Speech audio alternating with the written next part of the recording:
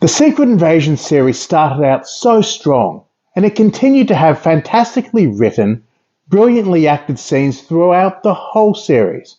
But unfortunately, the script suffered when it came to plot. G'day, I'm RJ. Welcome to the Nerdy Dad channel. Let's talk about the series Secret Invasion as a whole this time. I think the characters and the performances in the show are mostly top-notch. I'm going to start by calling out my favourite character and performance in the series, Olivia Colman's Agent Sonya Falsworth. Just brilliant. And then, in no particular order, because I like all of these characters and performances equally, Samuel L. Jackson's Nick Fury, Ben Mendelsohn's Talos, Shailene Woodward as Vara, Priscilla, Don Cheadle as Rhodey, and Kingsley Ben-Adir as Gravik. These guys are all a cut above. The writing was also brilliant when it came to much of the dialogue with these characters. Every time Fury met Rhodey, Talos and Fury on the train, there were so many good moments.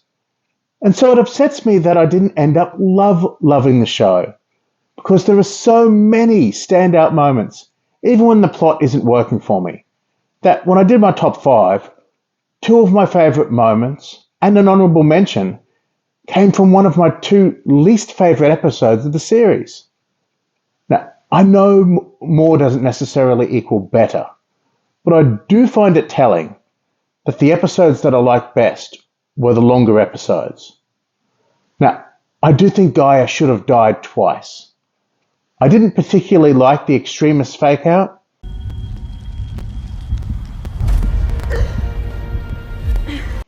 We just spent an entire episode showing how protective Talos was of his daughter.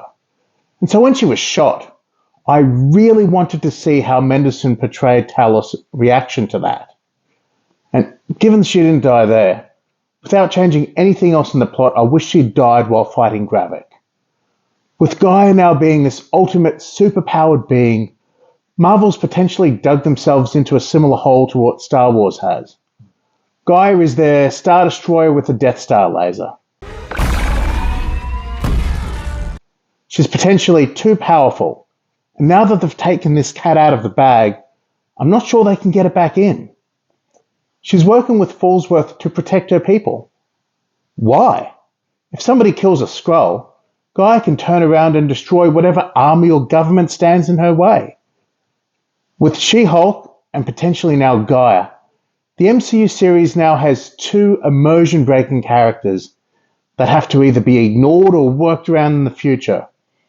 And, quite frankly, this doesn't seem well thought out, which is weird. Because if there's one thing the MCU was known for, it's being well thought out. Anyway, speaking of long-term consequences, the thing that came out of this series that actually excites me for the storytelling possibilities, if Marvel manages to follow through, is Ritzen's speech. Do I think he, morally did the right thing? No. Can I see how a character might have reacted this way? Yes. Do I want to see the consequences of this on the screen? Hell yes. I mean, the consequences. Oh boy. Other than Ritzen being a one-term president, so he can get Ross in Brave New World, that speech didn't just single out Skrulls. It said all off-world born species were enemies. I mean, what does that mean for the Asgardians in New Asgard? This is so juicy. I really, really hope they lean on this in future stories. As well as Gaia's fake-out death, the other fake-out involving her that I did not like at all was the reveal that it wasn't Fury talking with Gravik and New Skrullos. Here we learn what makes Gravik tick.